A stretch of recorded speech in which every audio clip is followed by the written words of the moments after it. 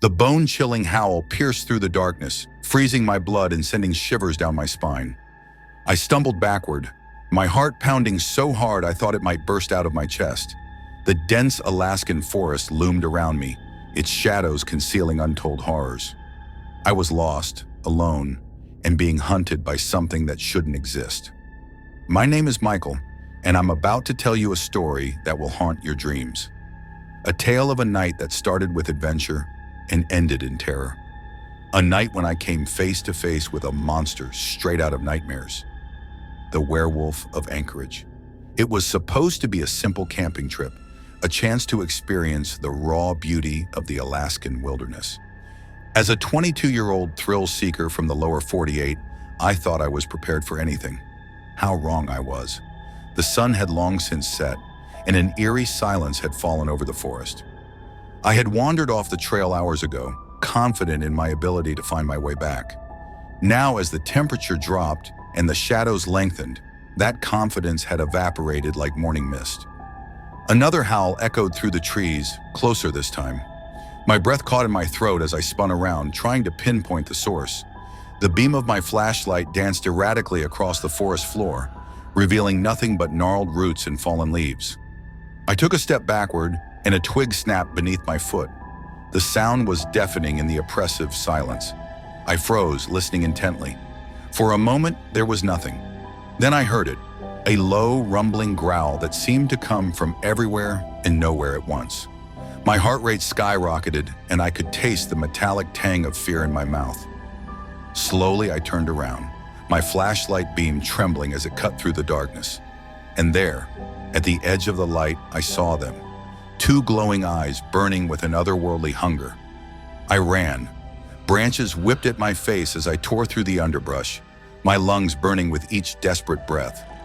Behind me, I could hear the creature crashing through the forest, gaining ground with each passing second. I risked a glance over my shoulder and immediately wished I hadn't. The beast was unlike anything I had ever seen. It stood on two legs, its massive frame covered in thick, matted fur. Its muzzle was elongated, filled with razor-sharp teeth that gleamed in the moonlight. But its eyes, God, its eyes were the worst. They were unmistakably human, filled with an intelligence that made the whole situation even more terrifying. I turned back, pushing myself harder, knowing that to slow down meant certain death. Up ahead, I could see a break in the trees. Hope surged through me as I sprinted towards it, praying for salvation. As I burst out of the tree line, my heart sank. I found myself on the edge of a steep ravine, a raging river churning far below. I was trapped. The growling grew louder as the creature emerged from the forest behind me. Slowly it advanced, savoring the fear that radiated from every pore of my body. Please, I whimpered, though I knew it was futile. This wasn't a creature that could be reasoned with. This was a predator, and I was its prey. The werewolf lunged, its massive claws extended towards me. In that moment, time seemed to slow down. I could see every detail of the monster, the saliva dripping from its jaws, the muscles rippling beneath its fur, the hunger in its all-too-human eyes. I did the only thing I could. I jumped. The icy water hit me like 1,000 knives, driving the air from my lungs. The current grabbed me, tossing me like a rag doll as I struggled to keep my head above water. From the cliff above, I heard an enraged howl, but it grew fainter as the river carried me swiftly downstream. I don't know how long I was in the water. Minutes, hours, time lost all meaning as I fought for survival against the relentless current. Finally, battered and half drowned, I managed to drag myself onto a rocky shore. As I lay there gasping for air, the events of the night replayed in my mind. The werewolf, the chase, the terrifying moment of confrontation. It all seemed like a nightmare, but the cuts on my skin and the ache in my muscles told me it had been all too real. I struggled to my feet, my sodden clothes weighing me down. In the distance, I could see lights, civilization, safety. But as I took a step towards them, a chilling thought stopped me in my tracks. What if the werewolf was still out there waiting? What if it had followed the river, anticipating where I might wash up?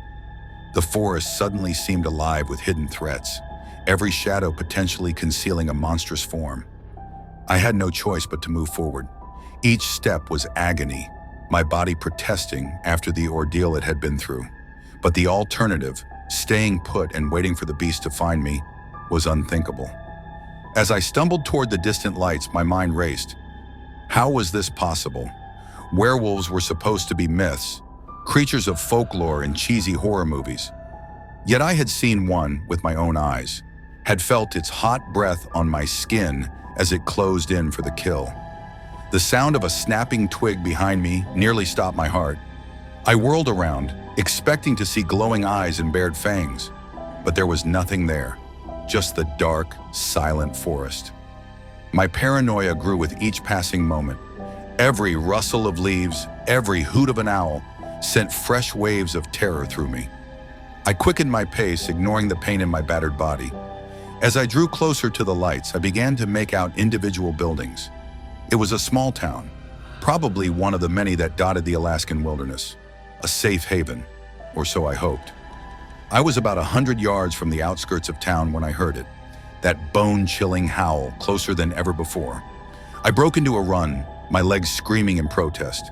Behind me, I could hear the sound of something large crashing through the underbrush. 50 yards. The sound of panting, both mine and the creature's, filled my ears. 25 yards. I could feel the werewolf's presence behind me. So close, I was afraid to look back. 10 yards. The first building was right there, tantalizingly close. 5 yards. I could feel hot breath on the back of my neck. With a final desperate lunge, I threw myself forward, crashing through the door of the nearest building. I slammed it shut behind me, my hands fumbling with the lock. For a moment, there was silence. Then came a thud against the door, so powerful it made the entire building shake. I scrambled backward, looking around frantically for a weapon, anything I could use to defend myself. The room I had entered appeared to be some kind of store, filled with shelves of supplies. As I backed away from the door, my eyes fell on something that made my heart leap. A shotgun mounted on the wall behind the counter. Another crash against the door. The wood was beginning to splinter. I vaulted over the counter, grabbing the shotgun and fumbling to load it with shells from a nearby box. My hands were shaking so badly I could barely manage it. A third impact, and the door burst open. The werewolf stood there, silhouetted against the night sky, its eyes gleaming with murderous intent. I raised the shotgun, aiming as best I could with my trembling hands. The werewolf tensed, preparing to spring. Time seemed to stand still. In that moment, I saw every detail of the creature with horrifying clarity. The coarse fur, matted with blood and dirt. The powerful muscles, tensed and ready to pounce. The long, wickedly sharp claws that could tear me apart in seconds. And those eyes, those terrifyingly human eyes, filled with a mixture of hunger and something that looked almost like recognition. The werewolf leaped. I pulled the trigger. The blast was deafening in the confined space. The creature was thrown backward, crashing into a shelf and sending supplies scattering across the floor. For a moment it lay still, and I dared to hope that it was over. Then slowly it began to rise. I fired again, and again, until the shotgun clicked empty. The werewolf staggered under the impacts but kept coming. It was wounded, yes, but far from defeated, and now I was out of ammunition. As the creature advanced, I backed away, my mind racing desperately for a solution. My eyes darted around the store, searching for anything that might save me. That's when I saw it, a can of lighter fluid on a nearby shelf. Next to it, a box of matches. A crazy, desperate plan formed in my mind. I lunged for the shelf, grabbing the can and the matches. The werewolf, sensing my movement, sprang forward. I dodged to the side, feeling the rush of air as its claws barely missed me. With shaking hands, I unscrewed the cap of the lighter fluid and began to spray it in a wide arc, covering the floor and the approaching werewolf. The creature hesitated, confused by this new tactic. That moment of hesitation was all I needed. I struck a match and tossed it onto the fuel-soaked floor. The effect was instantaneous. Flames erupted everywhere, racing across the floor and engulfing the werewolf. The creature let out a howl of pain and fury that shook me to my very core. I didn't wait to see what would happen next. I turned and ran, bursting out of the back door of the store and into the night. Behind me, I could hear the roar of the flames and the agonized howls of the werewolf. I ran until my legs gave out, collapsing onto the ground in the middle of the town's main street. In the distance, I could see people emerging from buildings, drawn by the commotion. Sirens wailed as emergency vehicles approached. As I lay there gasping for breath, a terrible thought occurred to me. What if the fire hadn't been enough? What if the werewolf had somehow survived and escaped? And even if it hadn't, were there more out there? The questions swirled in my mind as darkness began to creep in at the edges of my vision. The last thing I saw before I passed out was a group of concerned faces peering down at me. I awoke in a hospital bed, my body aching but alive. The doctors told me I was lucky to be alive, that I must have fallen and hit my head while hiking.